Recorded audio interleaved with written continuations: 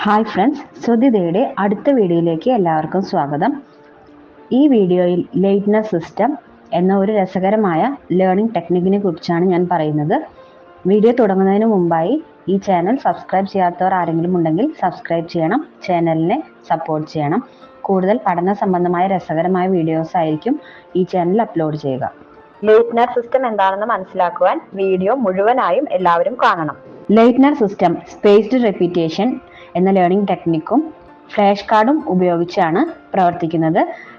Spaced repetition എന്താണെന്ന് memorisation technique എന്ന മുൻപത്തെ വീഡിയോയിൽ ഞാൻ പറഞ്ഞിട്ടുണ്ട്. അതായത് നിങ്ങൾ പഠിച്ച കാര്യങ്ങൾ ദീർഘനാൾ ഓർമ്മയിൽ സൂക്ഷിക്കുന്നതിന് വേണ്ടി അത് നിശ്ചിത ഇടവേളകളിൽ റിവൈസ് ചെയ്ത് നോക്കേണ്ടത് ആവശ്യമാണ്. ഫ്ലാഷ് കാർഡ് ഉണ്ടാക്കുവാൻ എല്ലാവർക്കും അറിയാമെന്ന് വിശ്വസിക്കുന്നു.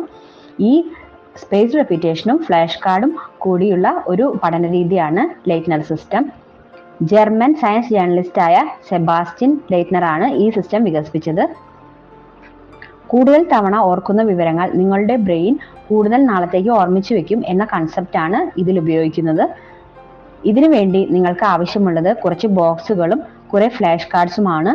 പഠന സമയം ഓർഗനൈസ് ചെയ്യാൻ നിങ്ങൾക്ക് ഒരു ടൈം ടേബിളും ഉപയോഗിക്കാവുന്നതാണ്. ആദ്യമായി നിങ്ങൾക്ക് പഠിക്കാനുള്ള ഒരു സബ്ജക്റ്റ് എടുക്കുക. അതിലെ ഓരോ ചാപ്റ്ററിലെയും പ്രധാന ക്വസ്റ്റ്യൻസ് തയ്യാറാക്കി അത് ഓരോ ഫ്ലാഷ് കാർഡ്സിൽ എഴുതുക. ഓരോ ക്വസ്റ്റ്യനായി അല്ലെങ്കിൽ ഓരോ കൺസെപ്റ്റ് ടോപ്പിക്കായി ഓരോ ഫ്ലാഷ് കാർഡ്സിൽ എഴുതണം. അങ്ങനെ കുറേയധികം ഫ്ലാഷ് കാർഡ്സ് നിങ്ങൾ ഉണ്ടാക്കി വെക്കണം.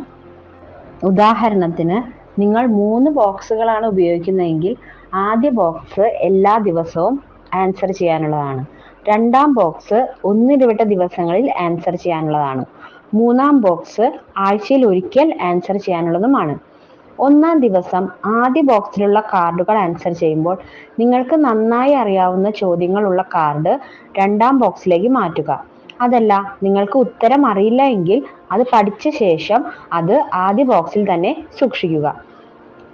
ഇനി രണ്ടാം ബോക്സ് ആൻസർ ചെയ്യുന്ന ദിവസം, അതായത് ഒന്നരാടം, 1ഉം 2ഉം ബോക്സുകളിലുള്ള കാർഡുകൾക്ക് ഉത്തരം കണ്ടെത്താൻ ശ്രമിക്കുക.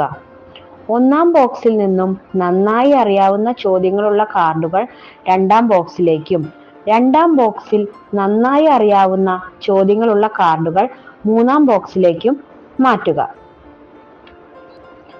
1ഉം 2ഉം ബോക്സുകളിലെ അറിയാത്ത ചോദ്യങ്ങളുള്ള കാർഡുകൾ ഒന്നാം ബോക്സിലേക്ക് മാറ്റുക. ഇപ്രകാരം മൂന്നാം ബോക്സ് എടുക്കുന്ന ദിവസം, അതായത് ആഴ്ചയിൽ ഒരിക്കൽ മൂന്നാം ബോക്സ് എടുക്കണം. 1ഉം 2ഉം 3ഉം ബോക്സുകളിൽ അറിയാത്ത ചോദ്യങ്ങളുള്ള കാർഡുകൾ ഒന്നാം ബോക്സിലേക്കും അറിയുന്ന ചോദ്യങ്ങളുള്ള കാർഡുകൾ ബോക്സ് 1ലുള്ളവ 2ലേക്കും 2ലുള്ളവ 3ലേക്കും മാറ്റുക.